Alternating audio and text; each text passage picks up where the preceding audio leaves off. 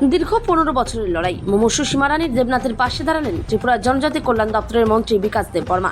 দীর্ঘ 15 বছর ধরে এক দুরারোগ্য অসুস্থতার সঙ্গে লড়াই করছেন ত্রিপুরা খোয়াই জেলা মহারানীপুর গ্রামের সীমারানী দেবনাথ নামে এক যুবতী।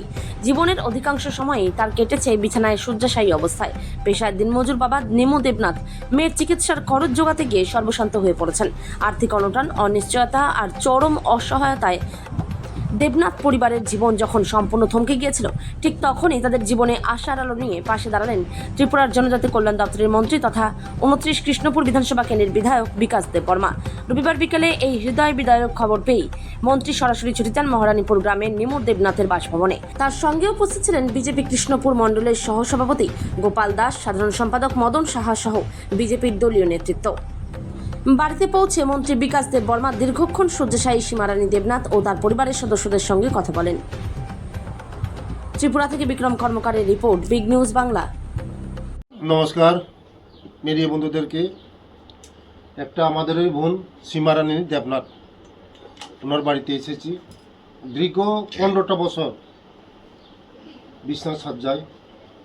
আমি খবর শুনেছি, আজকেই শুনেছি খুব অসুস্থ, এই প্যারালাইসিস হয়েছে, স্ট্রোক হয়েছে। দেখার জন্য এসেছি। আমি ভগবানের কাছে প্রার্থনা করব সীমারানী দেবনাথ যেন তাড়াতাড়ি সুস্থ হয়।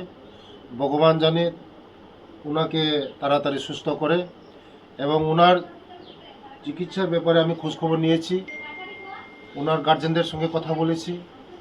আমি হেল্প করব সীমারানী দেবনাথকে, ব্যবস্থা ট্রিটমেন্টের জন্য আমি হেল্প করব, তার জন্য আমি খোঁজখবর নিতে এসেছি। আগামী দিন সীমারানী যেন ভালো ট্রিটমেন্ট পায়, ভালো বেটার ট্রিটমেন্ট পায়। আমি যতটুকু পারি আমি সাহায্য করব, এবং তাড়াতাড়ি যেন সুস্থ হয়ে ওঠে আমি ভগবানের কাছে প্রার্থনা করব। ধন্যবাদ।